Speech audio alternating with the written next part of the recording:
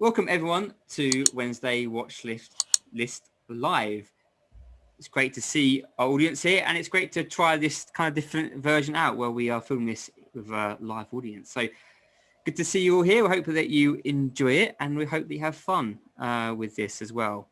Now, with Wednesday Watchlist, as I said, we take a film, we analyze it, we talk about it as historians. We're quite comical with it, we're quite serious with it as well, and we discuss it. And is it good film? Is it a bad film?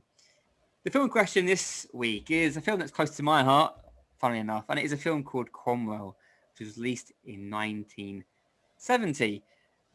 Now, we put a poll on Twitter, and Twitter said resoundingly that we should watch this film. And again, I did not at all sway this poll by retweeting it and asking people to vote for it at all. It was a complete generic and legitimate poll, so nothing to see here. Absolutely perfect poll that was. Now, this is a film that I can't wait to review, but with me reviewing this is, of course, the wonderful Wednesday Watchlist team, which involves Louise. So hi, Louise. It's great to see you. It's wonderful. Thank you.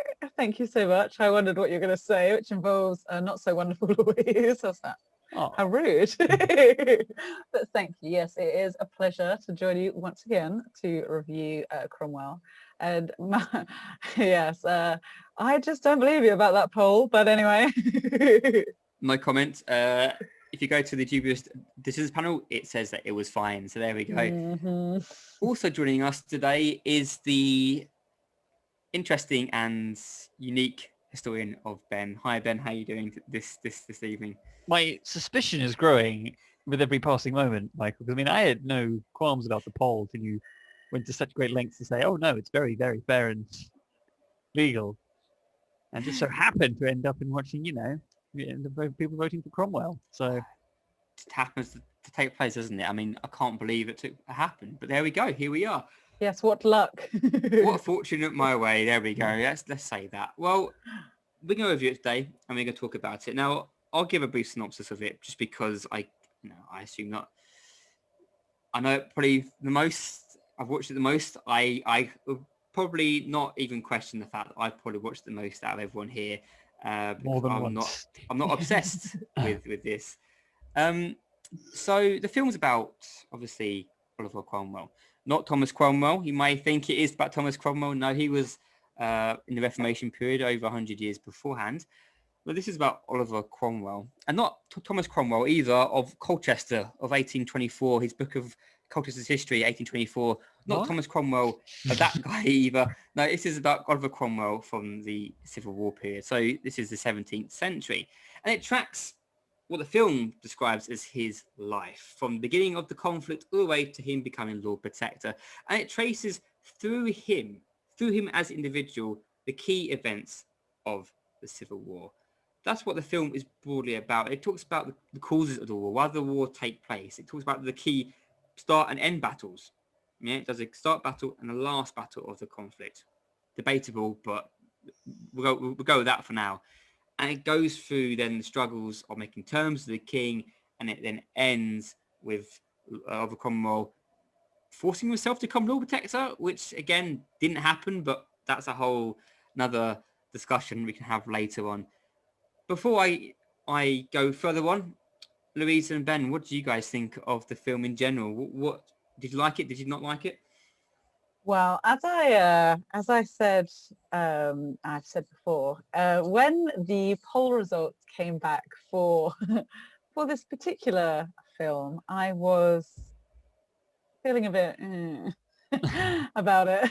Unenthused. Yeah, it's obviously, Michael, I know it is your bread and butter, but I was not feeling quite so enthused about it. But I have to say, I was pleasantly surprised.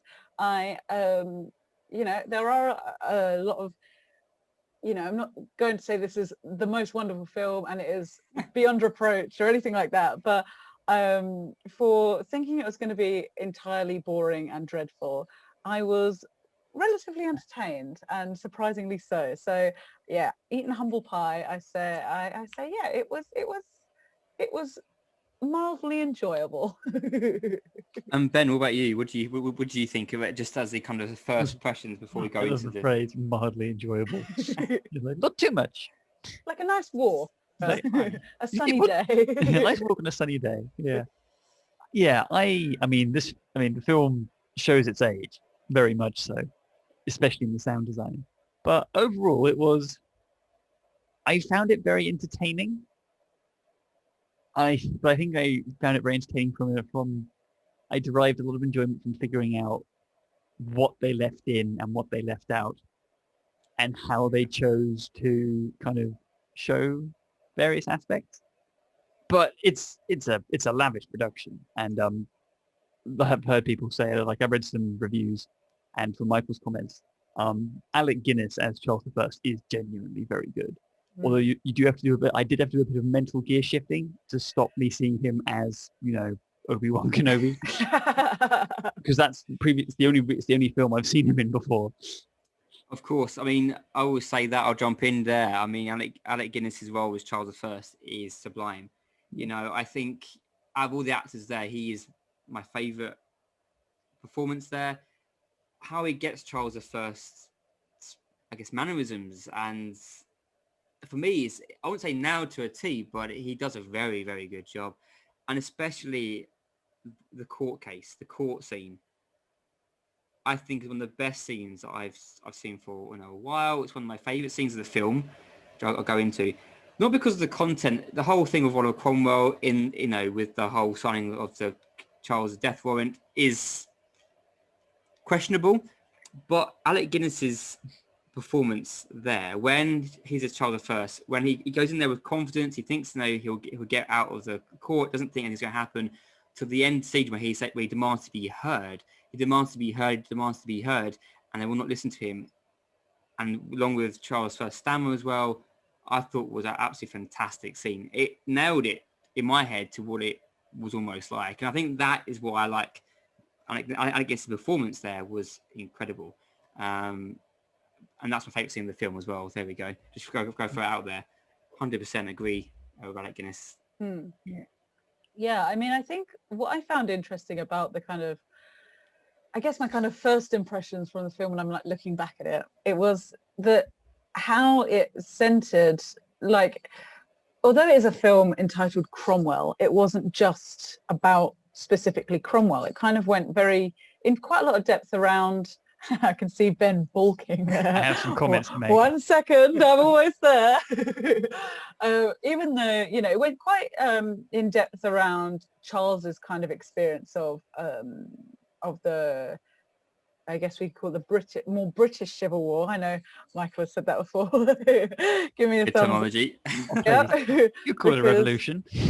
Yeah, no, I think, I guess, the conflict that has been known as the English Civil War, but is probably more effectively known as British Civil War. How about that? Yeah, if you call it revolution, Ben, I will come and I will just rage for the next half hour. So yeah, there we go.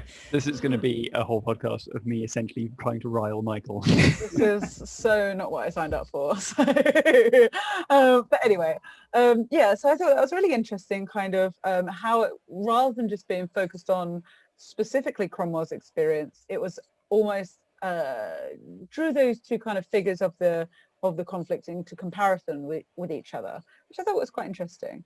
And although Cromwell is, I think you're right, he is like a central kind of part, obviously, of the story. I think it's interesting the emphasis that has been placed in Cromwell in this film. The fact that he is, we've mentioned it before, but it's the great men of history kind of theory that has been applied to this film. Cromwell did everything when it came to the Civil War. He was at every battle, at every discussion. He made every good point, and that just is not true. And I think that the film really does play into that. Falls kind of victim to that kind of trope a little bit. But I don't know. I mean, Michael, you kind of know more about this than I do. What do you think? Yeah, I mean, you're completely right. I mean, they forced Cromwell into every situation where he wasn't even at.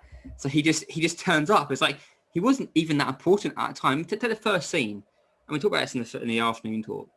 The first scene, John Pym and Henry Ireton, who Henry Ireton isn't even that important at this point in time, ride to Cambridge and go, Cromwell, we need you to stay here and fight for this cause. That didn't take place. Cromwell wasn't that important figure. He was around, he was there, but he wasn't like this leader or a figure. Wasn't he like a low-ranking member of like he owned a patch of land in Cambridge, basically? Yeah, I mean, he did come MP. He was MP in around this time period, but he wasn't like this humongous leader as the film portrays him.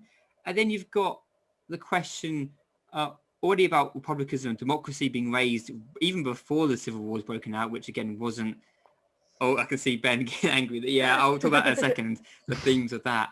And then also you've got one of the key points is that they're going to arrest five members of the House of Parliament. One of them is Cromwell, one of them is Henry Ireton. Neither of them were on that bill to be arrested. They forced Cromwell into every situation, probably so they can tell the story through one figure. Is probably what they've done. And that does fit into the great men of history, which does come out in the 19th century, which especially Cromwell as a lead figure comes out from the 19th century after Carlyle publishes his book in 1840s. Cromwell does become a centre figure. And the film does play off Cromwell being this major figure. And the last thing I'll say before Ben can talk about the themes of democracy and republicanism, take when the battles, he leaves Edge Hill straight away, apparently, to go form the New Model Army by himself. By himself, training everyone by himself, apparently. It was like a 70s montage film. I expect Rocky to turn up and start going up the stairs or something. It was really weird. And there is this weird focus on that. Cromwell is important in the formation of the Moral Army. Of course he is, and I don't doubt that. But the film suggests as though he is doing it himself, and there's no one else involved. Fairfax is not involved. There's no other figures are involved. It's just Cromwell, and that is a bit weird. So go on, Ben. I'll pass you on, Belt. Yeah, I mean, I actually don't have that much of an issue of focusing on a single historical figure for a film, because a personal narrative is a good way to frame a story. And it helps carry people along with a rhythm of what are very, very complicated events. But yeah, he wasn't one of the members that Charles tried to arrest, but his presence at Edge Hill. Oh, Edge Hill. Edge Hill was super egregious to me, just because I know that very famously he wasn't there. Well, no, he was there, but he was a lower ranking cavalry officer, I believe. Yeah, no, he was in charge of some detachment of cavalry. Yeah. But from what I remember is that, I think I've read accounts that people suggest that there's a chance his troop was out scouting the surrounding area looking for reinforcements and didn't take part in the main action, which was used very famously as royalist propaganda when he was Lord Protector, and later on to say, he was, because there's a legend that he climbed a church steeple to get a view of the battle or something. Oh, okay. Don't get started on Civil War legends. They are very interesting. There's a lot. There's a lot. Yeah, I mean, informing, geez. I can feel a lot of vitriol building up from Ben. But I think Michael's right, though, is that the most, his talk about how he is a great believer in governance by the common man, by everyone. I thought, no one's thinking like that in the 17th century. That is madness. Even the most forward-thinking writers, I think Leviathan has come out. Leviathan comes out in 55, I think, around about that. So it's even a bit after. 1655 is the first kind of touching upon this very briefly, sprinkling of this idea around. And I think that, Ben, you're so right. We've discussed this before. It's just, this film is just an anachronism. And I think that, the one that the piece that I really like was when they were discussing about what do they call it? Oh, the constitutional monarchy. Excuse me? I forget, did they actually use the word constitution? Oh, yeah. Oh. Yeah. Which is, so like not correct for the time period. Obviously there's so many different ways that you can kind of criticize the kind of use of the word democracy and parliamentary representation. These are very modern kind of ideas, and very different kind of experience we have from going down to the voting booth and putting our little X in the box. It's something, I guess you could kind of call it almost like a Whiggish interpretation of history. Charles had it right in this film, saying how democracy was a thing the Greeks tried, and he got beaten up by the Spartans. I'll jump in here, Ben, because I think actually they get Charles I better in how he sees government than actually how the parliamentarians see government. They actually get that, because he does, though he believes in right kings, Charles also does believe into kind of like he represents the people. He does have that in his mindset anyway. He just thinks that he's doing it right, and everyone thinks he's not doing it right, and he's so stubborn about that it does lead to problems. Well, it's not. Just to jump in, I think you're dead right about that, and I think that we say even now we're looking back at it from this kind of modern idea of what democracy and like fair ruling is. Back in the Stuart times and the time kind of directly preceding that, the divine right of kings was the way to do it. That's the status quo. Henry VIII used it to his like advantage really effectively during the Reformation. It's a real kind of, and people, it wasn't that people were adhering to this unwillingly. People really believed that the king was God's ruler on earth. And I think that is to see this kind of civil war, which obviously wasn't like, that's a more modern term applied to it, but to see this kind of conflict break out, it's quite shocking at the time, I will say, I did appreciate how early on they're basically like, you're not going to try and start a civil war. But yes, it might be a civil war. They were certainly putting that, weren't they, very clearly. What's funny though, what's funny is that people didn't see it as a civil war in the time period.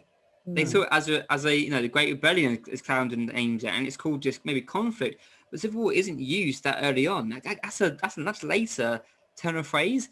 So again, they are putting things in people's mouths that they didn't say a lot. They also like to throw in famous quotes to people. So Cromwell says at Naseby, trusting God, but what's the phrase? But keep trusting God, but keep power dry. Yeah, which is a famous quote from Cromwell. But they almost just throw it in there. It's like, famous quote. Just gonna dig that into the scene. It's like, okay, sure. Cromwell's famous quotes. I am surprised because they also had Charles's famous quote. I see my birds have flown. Yes. When he tries to arrest the but the Cromwell quote, I'm surprised they didn't include, because there's this whole scene where we mentioned where after the defeat at Edge Hill, which again most historians consider to be more of a draw rather than like an outright defeat. Parliamentarians, like Cromwell does go back to Cambridge and East Anglia broadly to recruit a cavalry company, not the entire New Model Army, but he recruits like he does kind of hand pick and recruit a cavalry company. And I think at some point he's quoted as because he did do was he recruited more broadly than just from the gentry, like the cavalry, which was quite unheard of at the time. Well, not unheard of, but like uncommon for the time at least. And he has a quote somewhere which is something along the lines of, I would rather like a plain russet-coated person who like, it's something along the lines of they think like who knows God and loves what he does than someone who's a gentleman and nothing else. Yeah, it's like it's a quote something along those lines. I'm surprised that given the nature of the film, they didn't include that quote. Because that really, to me, fit with the image of him they're trying to present of somewhat, man of the people rising against. Yes, certainly. I see there's a question now. I'm just going to go on to another point before we answer the question, which is also the portrayal of Ireton. Because I want to discuss this before, because it's something that I love to talk about. Ireton in this film is shown as one of the the chief villains, I think. He's shown as one of the conniving people. He's in the background. He's always there in the background, putting thoughts in people's heads. He always makes like suggestions which then come to pass in the film. He's also the one who offers Cromwell the crown as well in the film as well. It's always Ireton that these things are played through. And that is interesting because it carries on from a narrative that developed in the late 19th century where people didn't want to blame Fairfax. For example, Colchester didn't blame Fairfax for the siege of Colchester. So instead they thought, hang on, Ireton was at Colchester. Do you know what?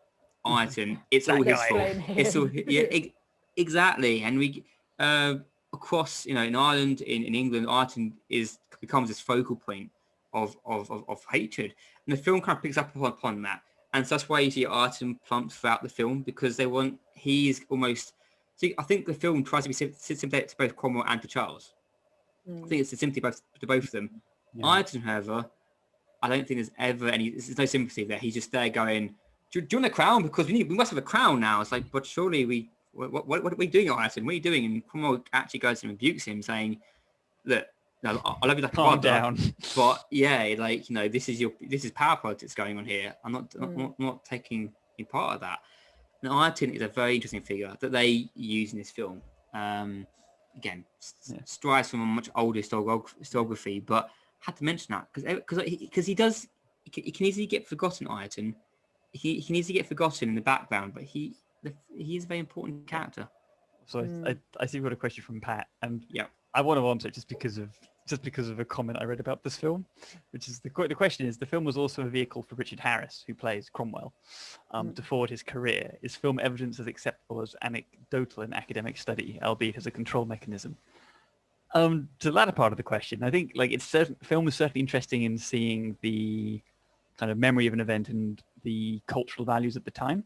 In regards to Richard Harris, like all my life, the way he acts in this film, he's a very, very competent actor. I'm not going to speak ill of the man, but there's a great quote from a critic, which basically says something along the lines of, whenever Richard Harris enters a scene, it looks like he's getting ready to deliver a speech.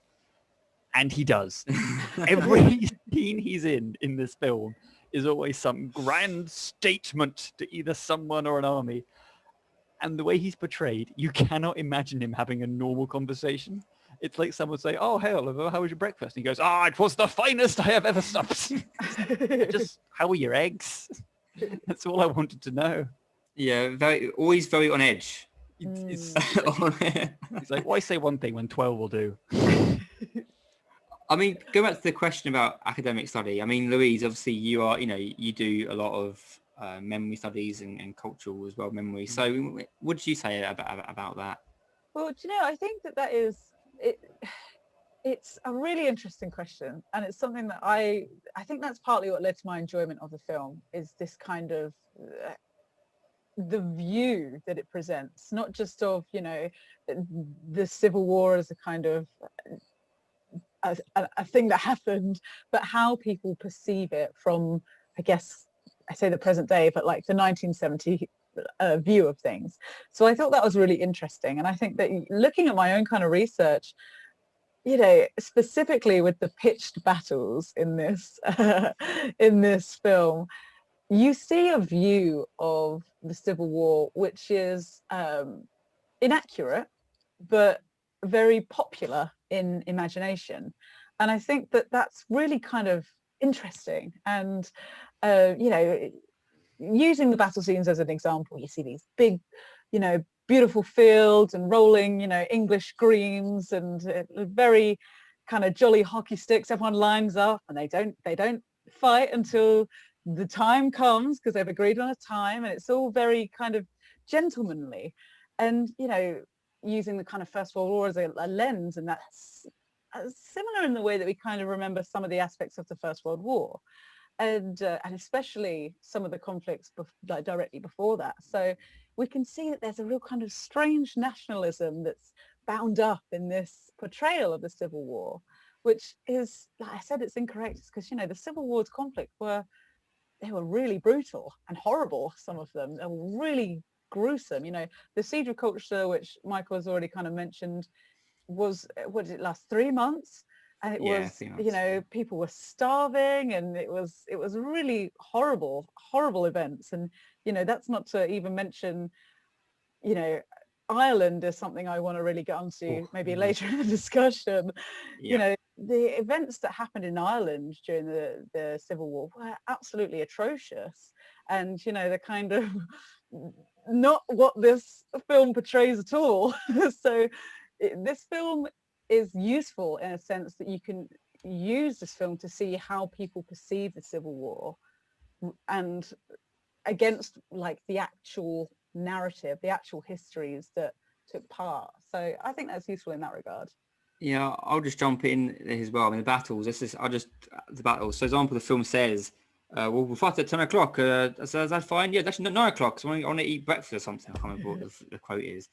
That doesn't take place. Okay, battles didn't happen that way in this time period. It wasn't this gentlemanly agreement in warfare. I mean, your baggage train, that was, you know, people attacked that. It was no kind of rules in regards to as we know them. And there were general rules, but they were also forgotten as well. Keep a lot in in this mind, time. like the 30 Years' War is kind of going on at the same time, or like at least very recently. Yeah, exactly. And 30 Years' War is another story in itself. I will say as well, do not watch the Battle of Naseby in this film and think that's how Naseby was fought, okay? Because it was completely garbage. It's the worst rendition of the Battle of Naseby you can ever possibly imagine. Cromwell wasn't outnumbered at Naseby. The old Manchester, Essex weren't even there. They'd already been decommissioned from office in the army. Fairfax and Oliver Cromwell had caught up with Charles, and Charles had to make a decision either to keep going on or to fight at Naseby. He chose to fight at Naseby. So the film has that all really bizarrely messed up, and it's just terrible. So exactly, I go over to Louise and say, don't watch this film and think, oh yeah, I can learn all about the Civil War from this. You aren't going to. You might get a good overview of the Civil War. I definitely recommend it if you want to get into the Civil War. It might be a good starting place to kind of get a kind of key grasp of some of the key moments of the conflict. 100%. Oh, Ben doesn't agree. It's Marston Moor. It does leave out other battles. I mean, come on. It only covers 2 battles in the whole conflict, which is bizarre in itself. Years long as well. Years long conflict. It's like we'll just stick into just miss out that kind of key battles. Into that according to the film, the whole war was settled in the space of like a month. and this is the problem, I think. So as an academic, I wouldn't go to this film and go, I want to know about the Civil War and watch Cromwell and be fine with it. I'd watch it as exactly as Louise says and use it as a way to understand how we remember, how we see the Civil War. That is how we as academics can use it, and use it very well and use it effectively. Because generally there aren't many Civil War films. Okay, let's be honest here. There's Cromwell, 1970. There's Winstanley, which was made in around this time period. What 60s. was it called?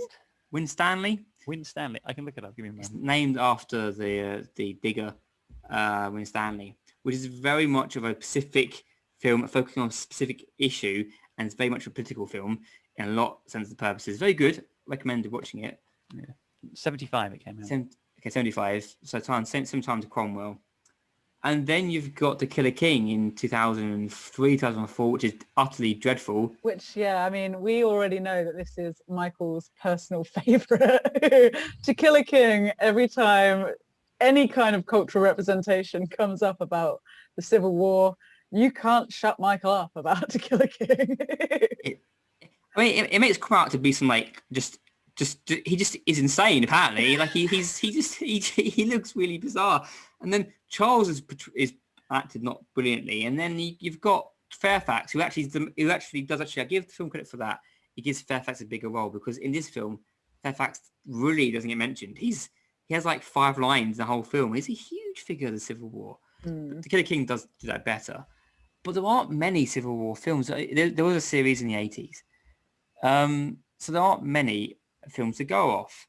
But each of those films tells a different aspect of the time frame and how we can look at the conflict. Winstanley tells us a lot about the political scene of 75. For example, To Kill a King made in the era of example, the Iraq War, for example. So has a lot of, things that might discuss that. So the films tell us more about the year they're made than actually the conflict. That's how I would say, and I especially just agree with Louise, basically. I could sum it up that, can I, really? But I had to go on. Louise is right. Louise is just right. I mean, it's would save a lot of time if everyone just came to that conclusion quicker. But no, I totally agree with you, Michael. And I think that's the thing. Like, that's what's so crucial about this. And not only is there this, this aspect of when these films are made and the time period that they're like made within, but you've got to think about how like that time period learn about the time period that they're portraying, if that makes sense. So there's, and I'm sure you guys will agree with me, because we've talked about this quite a lot in other points of time, but the 19th century is so crucial to our understanding of things like the Civil War. It shaped so much narrative around Englishness, whatever that may be, and what made Britain, using all these inverted commas, what it is today. And they've kind of created this narrative which isn't quite right, but is very broadly taught or thought as to be right, which is really interesting.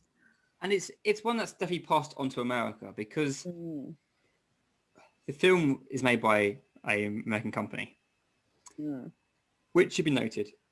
Has British actors. They use British actors, but it is made with by... the exception of Richard Harris, who is Irish. Of course, obviously, which again is another interesting point I should come to as well in a second. But it's made by an American company. And that's important, because Britain generally doesn't want to talk about the Civil War in these kind of details. Because Louise is completely right. It's very popular in the 9th century, humongously important in the 9th century, to shape political arguments, debate. And then something that I've realised is that you get past the First World War, you get past the Second World War, and the Civil War starts to kind of lose its grip on, I guess, the kind of consciousness as much as, say, other things. So it's interesting that there are many films about it. And I think that's probably why it does lose itself in the English imagination. Do you think that, like, especially the way this film was shot and the way the story is portrayed, and that's done by an American company, do you think this really is an effort to try and present the events of, like, the Civil Wars as a kind of unifying nation liberty moment, American, like, the grand narrative Americans have of their own revolution and independence? And, I think smacks of that. I think especially the arguments of democracy in the Cold War era certainly are there. And I think also, the ideas of Enlightenment democracy coming from somewhere, the Civil War, let's pump it full of that.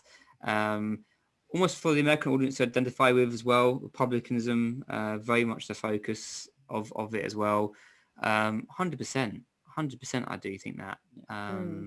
Which... Well, I think, sorry, Michael, to just jump in, I think that that's so key, especially there's a very particular scene where, Cromwell it's when the parliamentarians have kind of won, and Cromwell is kind of mulling over what's going to happen. He's like, England without a king, I could never imagine it, and when you think about the kind of around the time of the American Revolution, that was the kind of before the whole American Revolution kicked off. That was like, we are your subjects kind of thing. It's a very kind of, we're not attacking the king, or it's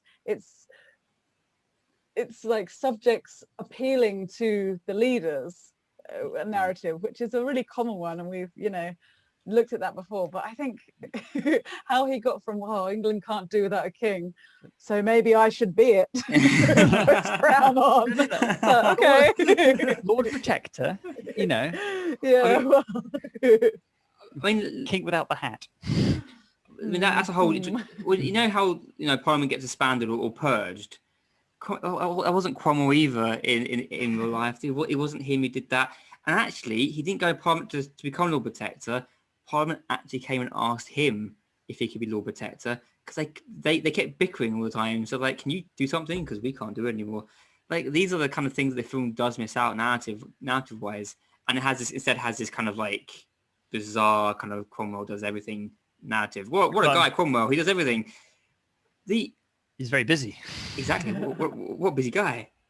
One thing I want to ask you guys is, obviously we've talked about maybe the problems of the film, and there are problems. There's one problem which we'll talk about at the end, perhaps, which is Ireland. In terms of how the film does that. But what do you think the film did well? Nothing. No. No. It has its moments, certainly. Like, as always, like, I would say, like, the battle scenes are very impressive in the sense that they've got literally about 2,000 to 3,000 people or several hundred people to run around a field in full get-up pretending to stab each other with sticks. Yeah, no CGI. So all that is very real. And, like, the costuming is very nice, but in terms of, like, the actual kind of storyline stuff, I liked the moment where, Charles is kind of grasping at straws trying to summon support and armies. And that bit where he says, I've also arranged for a Catholic army from Ireland. And I can't remember the exact sequence of events as to how true that was, because I can't remember if it was an army of Catholics or there was an army in Ireland that he could have pulled over, because I know that the Navy joined Parliament for the most part, which was a big deal. It was, yeah. Because that stopped a lot of foreign aid reaching England because Parliament controlled the seas, essentially. But watching everyone's reaction about, like, Catholics fighting for this side, and I think that did really help bring it back that this was primarily, I'd say, for most people, and maybe you can disagree with me about this, Michael, that this was in many ways a war about religion, or about the exact shape the English church should have. That was a main motivator for a lot of the rank and file involved. As well as, I think, as well as economics as well. I think economics, especially in the Parliament, there's a lot of that going on as well, which I think... Good tax, great idea. Yeah, what an idea. But the religion is an important thing here, and I think the film does show the religious tension very, very well. I mean, there are other causes to the Civil War, and the film doesn't do those as well, but it does do the religion aspect well. And again, using Cromwell as its kind of like lens, he uses his... Remember that scene in the church where he goes, away with this Piper's idolatry, and he throws it on the floor and he gets really angry, and literally that's the best. Like, it's so easy to like meme that because his face reactions are so aggressive that you can use it for a lot of different things. But that scene highlights the complete distaste, the issues, the problems, that this was a serious issue, that it wasn't just people going, oh, I'm a bit annoyed with this. Like, they really did feel strongly about this. And the film does that well, I think. I will say it is one thing I always struggle with when studying the early modern period, is that I know religion is important to people, but it is always hard to fully empathize with just how central and how valuable these beliefs are to people in this time. It's really hard to kind of adjust your mind to having religion be so central and such a key part, such an omnipresent thought in your everyday life, especially for the Puritans, the hardest of line almost kind of Protestants, which I think it is worth pointing out historically they were a very small minority in the UK. They were quite a small but very vocal group. Yeah, because you also get Presbyterians, you get independents as well, which the film doesn't really cover the different dimensions of the parliamentarians, but they're a big broad group. And a lot of it comes down to Archbishop Laud's reforms, who basically, though Laud isn't the most smartest person on the block to not recognise this. That's putting it lightly. Very mildly. He does want to try to create a unified system. He does mess up and it doesn't work, and he's not very smart at that, but he does try. You asked about that, Michael, but like Archbishop Laud messed up a bit. just a bit. Like, whoops, I've started a war. Whoops daisy. But I think the film does it. I think as well, the film also does something as well, which I admire to a point as well, is that it also blames the advisors first, or those round Charles first. It doesn't just go, oh, Charles the First, oh, what an awful guy. It goes Stratford, it's his fault, and Stratford is shown to be some gung ho. I don't know much about Stratford, to be honest, but he's shown in the film to be a kind of gung ho kind of character. It's like, oh, I just go arrest people. I was going to ask, did you know if he did have to walk on canes everywhere?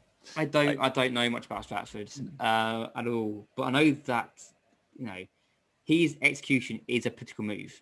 It's even and again, Cromwell doesn't offer that. It's Pym who's behind all that, not Cromwell. So you get that. And I'd say in many ways that like Pym is very underrepresented in the film, because I reckon until he dies, Pym really is like the kind of the political. I hesitate to use the word mastermind, but like the political lead for a lot of the parliamentarian moves. Yeah, I think if you read a lot of historians, they'd probably argue similar. Yeah. Like he's definitely a big figure. Yeah. Hampton as well. Hampton, another big figure. And then the film goes on to Henrietta Maria, which is an interesting one. How is Henry can't say her name now. How is the Queen shown in this? And what do you guys think about her portrayal? I think that it is interesting.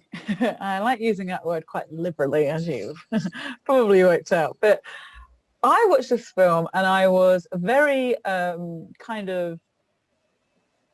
was keen to see how she would be portrayed, because my limited Civil War knowledge does cover a little bit of her, and what I've realized from my previous study of the Civil War is that she is the focus of a lot of hatred from the kind of puritanical parliamentary I guess propaganda of the time.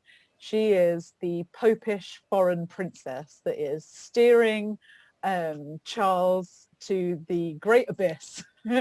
and I think that is a really, it's a tired old trope, but women have to just endure that in history. And always corrupting these perfectly noble men. Honestly. I know. What are we like? We just can't help it. But that's what I think is so interesting. It's how that I was expecting this film to do that again, and I think it does, but not to the extent I was expecting it. I was expecting her to be a very overbearing, very just generally awful, and it doesn't portray her in a great light. She seems as a bit kind of aggressive. Just generally irritating and poking her nosing where she doesn't need to. And I think that it's unfortunate, because I think that she's quite a complex and interesting character, and she's been portrayed for a very long time as someone that's led the king astray yet again. And there seems to be a real kind of pattern when it comes to religion and the women around who makes broad religious decisions. We saw it with Anne Boleyn and Henry VIII one way, and now we're seeing it the other way with Henrietta Maria and Charles I. And I think that's quite, as I said, a tired old trope. But just to refer to something you just said earlier, I think that I just want to reinforce the religious aspect is so crucial to this film, isn't it? And I think that's where she is used, in the kind of memory of the Civil War to help navigate that real difficult religious understanding. So I don't know what you think about that.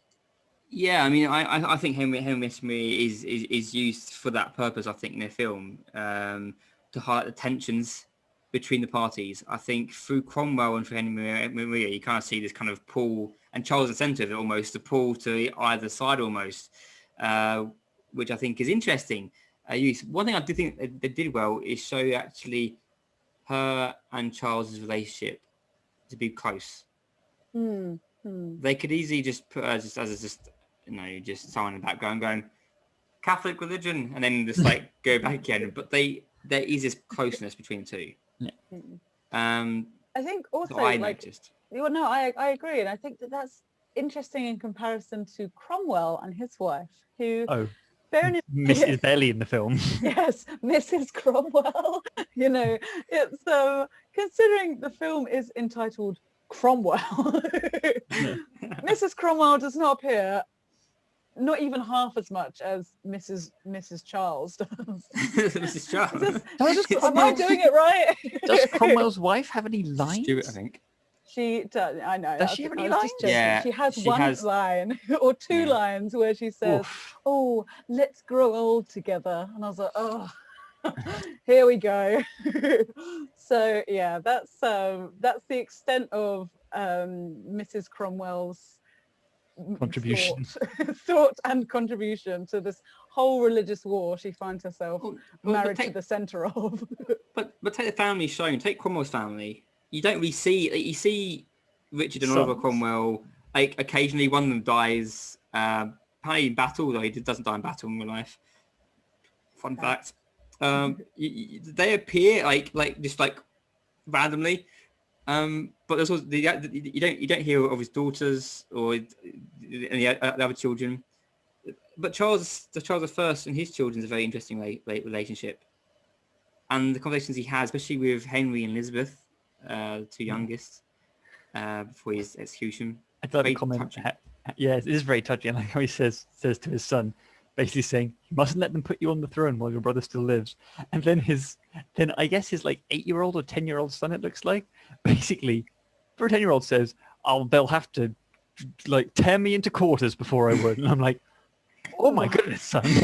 Oh dear, yeah, a bit deep. Yeah. But I mean, Jeez. also even how he deals with Charles II as well.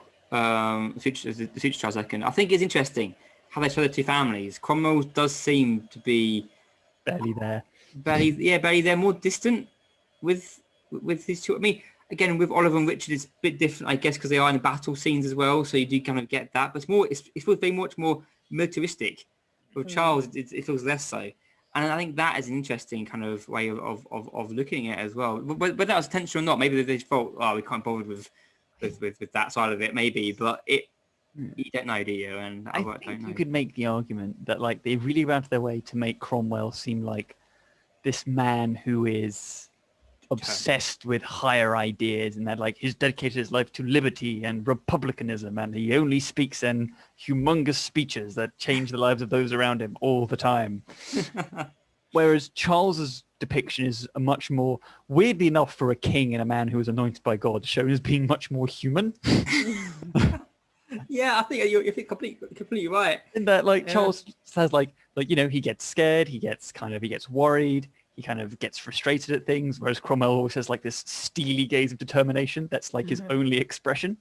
God-given determination. Yeah. I'm going to do this. Yeah. And Charles like has a family, like, and you see him playing like blind man's bluff with his kids in like a garden when he's shown as having a much wider spectrum of emotions. And maybe they're making an argument that that's why he loses the war, whereas, Cromwell was like, yes, I am here to do a job at all times. I think just It's so speaking funny. on that, It's so funny. It is. It's hilarious. And I think I found the thumbnail, boy, for the videos. It's Ben just doing that pose. No, but I think that's so true. And I think that's also something that I thought when, during the scene where Prince Rupert of the Rhine is, I mean, shout out Timothy Dalton. Timothy Dalton. I wasn't expecting to see him. It's like, it's James Bond. But, that was so, you can see that the whole kind of, there's a real human kind of element to that scene, even in Charles's, like, how he's being so difficult. He's like so disappointed. There's a weird kind of human element to that. And I think that's, a really strange thing to kind of place against this whole narrative of, Cromwell's God-given determination, as we've said. Righteousness. And, yeah. So, but, wasn't there something in the film as well where there's some kind of question around the use of mercenaries? Is that right? I can't quite remember. Yes, there is. No, you're right. There is a mention how they're talking about like spilling blood on the field.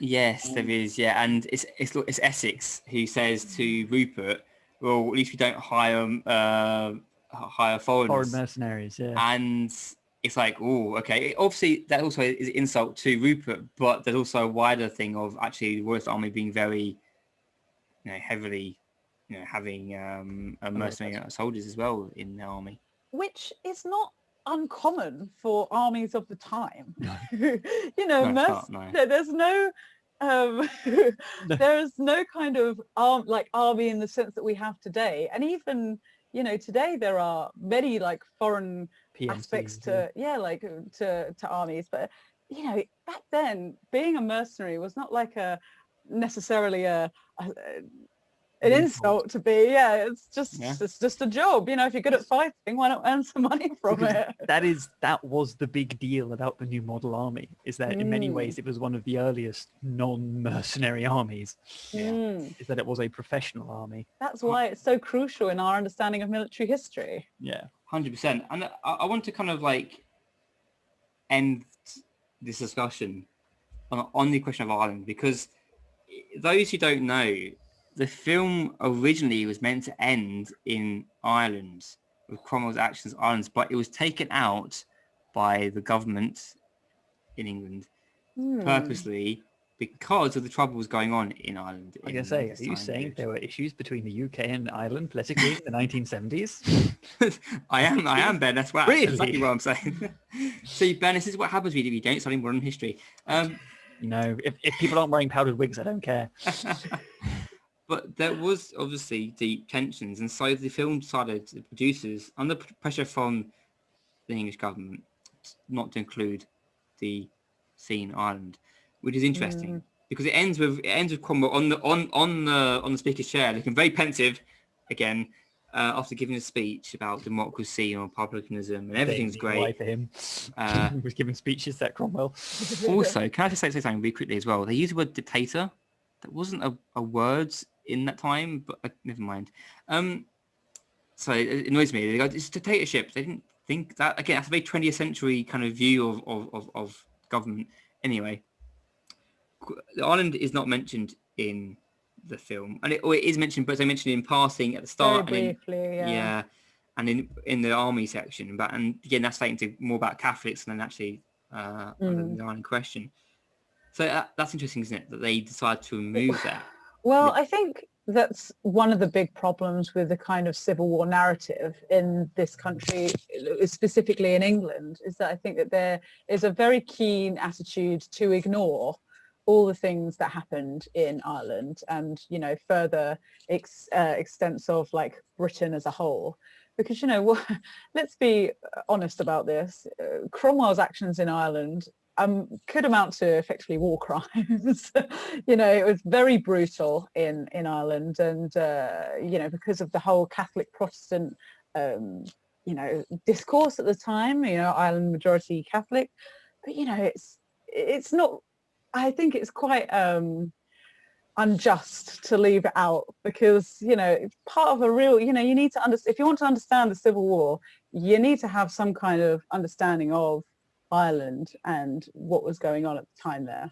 100%. I mean, it is baffling. Again, if there's a new film made of it, I think I think a producer wouldn't shy away from it these days, which I hope they wouldn't anyway, because it is a big thing. Obviously, though, it has been re-examined by historians recently, which I think is also interesting by Irish historians as well. The whole Cromwell in Ireland is being revisited, and I can't wait to see that research in its full bloom, because that's quite a big subject to tackle, a very emotive subject to tackle as well. Vix asked what was in the cut. We don't know exactly what it portrayed.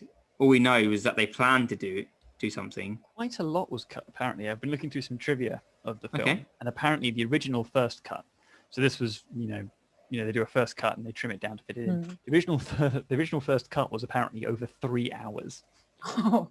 So they cut a lot out. A few more battle scenes in there. Think of all those great speeches we missed. But I would wager a big chunk of that would have been that Ireland section. Yeah. And also, I guess, Cromwell's time as Lord Protector, because he also fights a very, I think because he has to fight the Scottish at some point, I'm pretty sure. Yes, he does, yeah. Which is actually the site he gets very lucky and wins probably his most successful victory. Was it Dunbar? Dunbar, I think, yeah. Yeah, where, I tell you, the reason why he wins it, because he gets up early. His army get up really early, and they defeat the Scottish army before they're awake, pretty much, which is clever tactics, I guess. But again, also tells us again, battles weren't fought by time. Anyway, sorry, Ben. Yeah. But yeah, and also they didn't agree at time. I know, Vix. I mean, that's just rude. But yeah, and I mean, I guess they also cut out the other things Cromwell did, because Cromwell plays a big part in kind of furthering the British Empire. He, very importantly, at least in my field, is that he's the guy who organizes something called the Western Design, which is this rather ambitious plan to seize the entirety of the Spanish Empire in South America and, make it a Protestant stronghold full of God-fearing settlers. So he sends a huge army over there. They all die of yellow fever, because that's what always happens when you send an army to the Caribbean. But he does succeed in taking Jamaica. Obviously, it's a big talking point, yeah. Which it becomes very important and becomes a massive slave colony. Which is...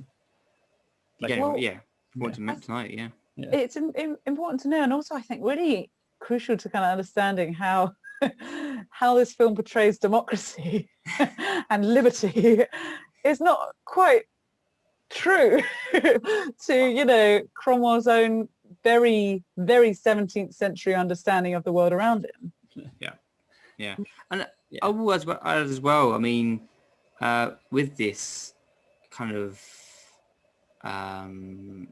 aspect as well is another thing I want to talk about, which mention as well is Charles also mentions in the film the Dutch. I don't know if you've ever noticed that he mentions the Dutch. He says, "I'm getting help from the French, Irish, and Dutch," and it's like it's a sly comment because that comment will lead on to the First Anglo-Dutch War, because it's because the Dutch are in talks with Charles that Parliament do eventually decide that they don't really want to trust the Dutch, which I think is interesting. So a little side comment now I wanted to make as well about that. I will say, actually, going back to like Louise's comment about the depiction of democracy, is like how something Cromwell really wants to happen, but nobody can do it because they're all corrupt. Yeah. I mean, gotta have a monarch. I mean, again, like the idea of democracy, the film gets that twisted, really, the biggest issue. But let's bring this all to a close, because we've gone past the hour. So let's bring this to a closing kind of part. Would you guys recommend this film? It's a question I always ask. Would you recommend it to those watching later on as well? Would you recommend this film? Let's start with Ben first, and then we'll go to Louise. I don't know if I'd recommend it. Ooh. Honestly, I think if you know like a basic history of the Civil War, then yes. And if you don't mind the absolute hokiness and cheesiness of 70s epic sweep films, then go for it. But I would say to most people, I think they're just going to be the battle scenes will kind of come alive for them, but they're going to be quite bored a lot of the time. Okay. So to a few people maybe, but I reckon most people, I'm not sure if they'll enjoy this film. Louise. I would recommend the film because for the very reason perhaps one of the reasons that Ben would not, is that if you I just love the 70s campness that went with it. I thought it was wonderful in that regard.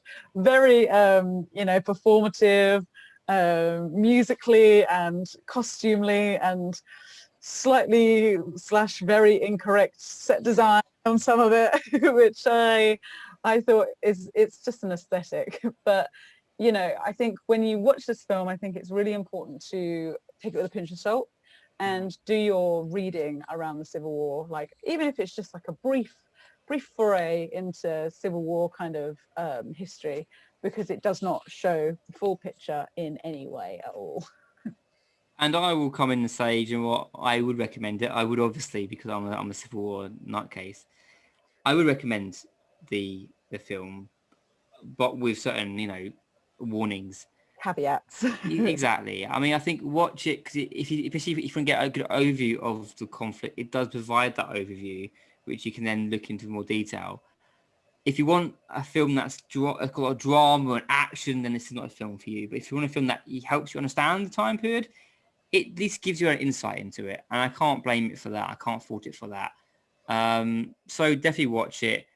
also watch it just for Richard Harris' facial expressions. To be fair, actually, yeah, watching it for Richard Harris is like watching him stride around, I know, like creating every thought he has.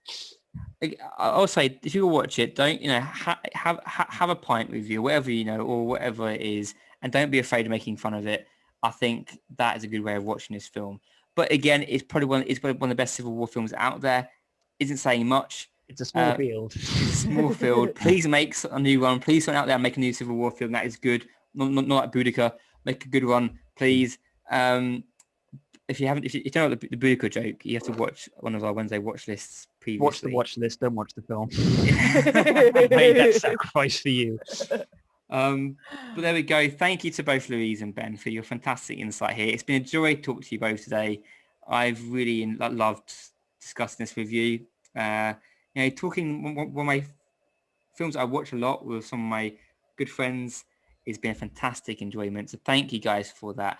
Thank you everyone who has been there, has been here, and who's still here. Thank you very much.